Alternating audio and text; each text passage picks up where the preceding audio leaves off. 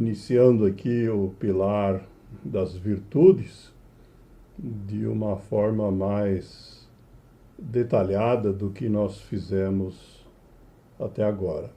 Esse é um tema que, embora a gente sempre cite como parte, né, do que a gente chama de gotas de espiritualidade, né, na nossa playlist, onde ficam gravadas todas as espiritualidades que a gente faz a cada semana, tem também uma base aí teórica, histórica, filosófica muito grande, e a gente vai conseguir apenas dar uma visão bem superficial, mas que é importante entender.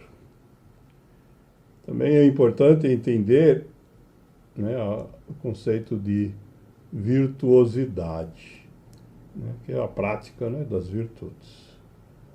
E a gente começa aqui com uma frase do filósofo francês conhecido como Voltaire, né, um dos pensadores aí da Revolução Francesa, que acabou morto por ela, né, na guilhotina, mas que diz que somente os virtuosos é que têm amigos. Quando ele fala das outras pessoas, nessa frase ele diz que os homens maus só têm cúmplices. Os libertinos só têm sócios de devassidão. O comum dos homens ociosos tem apenas relações. E os homens virtuosos é que de fato têm amigos. Então nós esperamos aqui que todo mundo possa ser amigo de verdade. Para a gente entender esse conceito de virtude, né, como todo conceito, a gente começa primeiro lugar olhando as definições no dicionário. E a virtude no dicionário é definida em primeiro lugar como a disposição habitual para a prática do bem.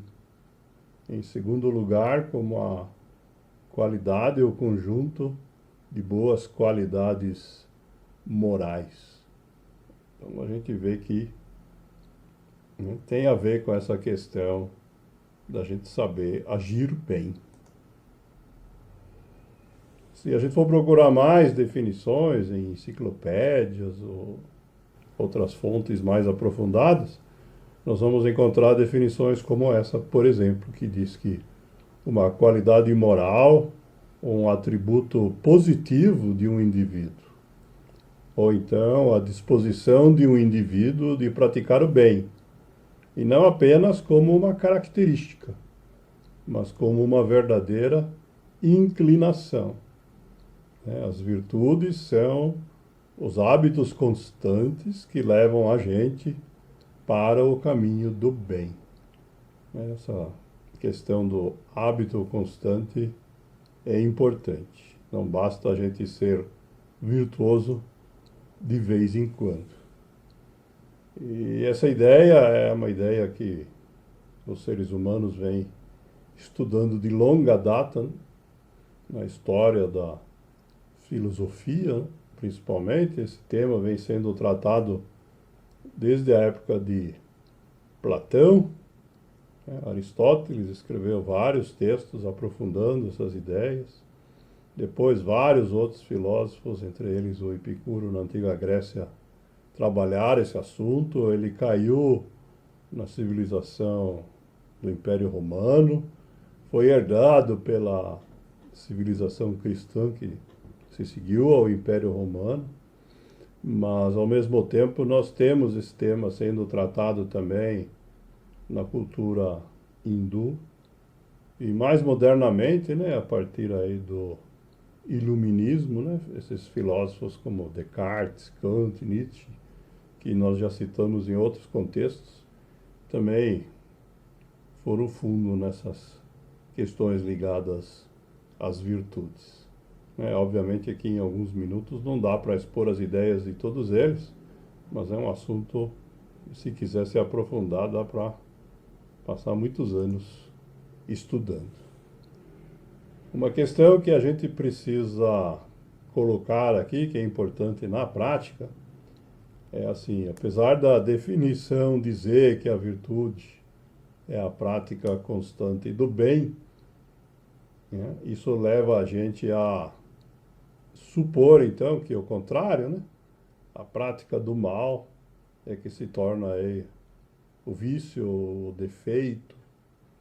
E essa é uma questão que não é tão simples assim, não é uma dualidade branco ou preto, bem ou mal, ou bonito ou feio. De fato, né, quando a gente fala em vícios, né, eles são o contrário das virtudes. Mas existem várias situações intermediárias que podem confundir a gente se a gente não prestar atenção.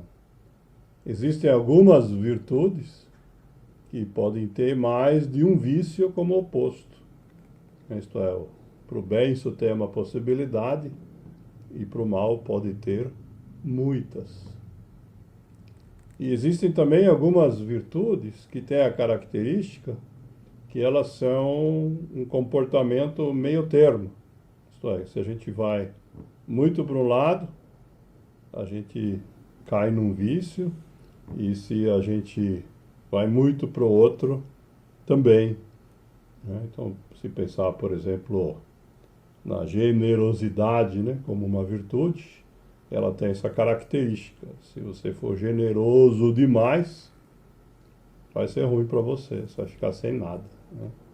Se você for generoso de menos, você vai ser considerado avarento. Então, nesse caso, é um exemplo onde os dois extremos são vícios. E esses são apenas dois exemplos, né, para a gente deixar bem claro de que aqui não se trata de uma questão dual, não é simplesmente sim ou não, embora em muitos casos, para simplificar, a gente vai colocar desse jeito. Outra questão que muitas vezes é usado por quem não é virtuoso é essa confusão que o Jean de la Bruyère, filósofo francês, ainda da época do Estado monárquico, um século antes da Revolução Francesa, enunciou assim. Ele disse: não existe vício que não tenha uma falsa semelhança com uma virtude e que disso não tire proveito. Isto é, toda vez que a gente fala num vício, é possível que ele esteja se mascarando provisoriamente como uma virtude. Então a gente precisa aprender a identificar essa falsidade. As virtudes que nós vamos inicialmente trabalhar aqui é essa lista que a gente sugere toda semana como parte aí dos assuntos que são tratados no momento de espiritualidade aqui na abertura. Então, as palavras em si são todas já conhecidas, mas o que nós vamos fazer aqui, aos pouquinhos, é trabalhar essas virtudes uma a uma e com base em frases aí de pensadores de todas as culturas e de todas as épocas que nos deixaram os seus ensinamentos. A gente não vai seguir a ordem alfabética, mas vamos seguir aí a ordem que nós temos mais pensadores tratando do assunto, o que provavelmente é um indicador da importância prática de cada um deles. Quem estiver com a gente semana que vem vai descobrir qual vai ser a primeira que a gente vai tratar. Só para ilustrar aqui, né, cada uma dessas virtudes aí que a gente citou, né, ela tem também um vício, um defeito, um contraponto, como vocês queiram chamar. Mas, como nós dissemos antes, esses opostos não são únicos, né? São apenas exemplos, né, de como que a gente pode contrapor, né, a pessoa altruísta, por exemplo, com o egocentrista, o autoconfiante com o inseguro, o benevolente com o hostil ou com o maldoso, a compaixão com a crueldade e assim por diante.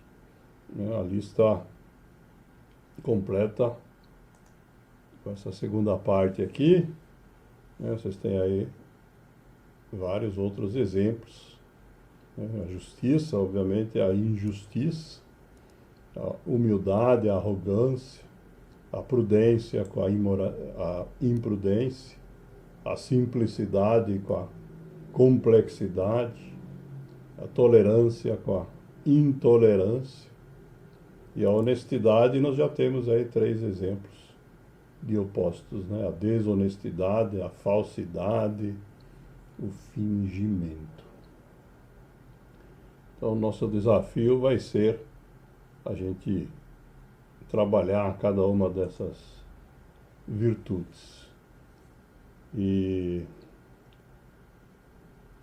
nós temos aqui uma frase que é um provérbio judaico bem antigo, que nos relembra, né, aquela questão que foi colocada também por outro pensador na frase que nós usamos no começo, né, de que para que a gente possa ser considerado virtuoso, nós precisamos ser constantes, né? Diz aqui o provérbio: o homem sem constância nunca pode ser considerado sério nem virtuoso.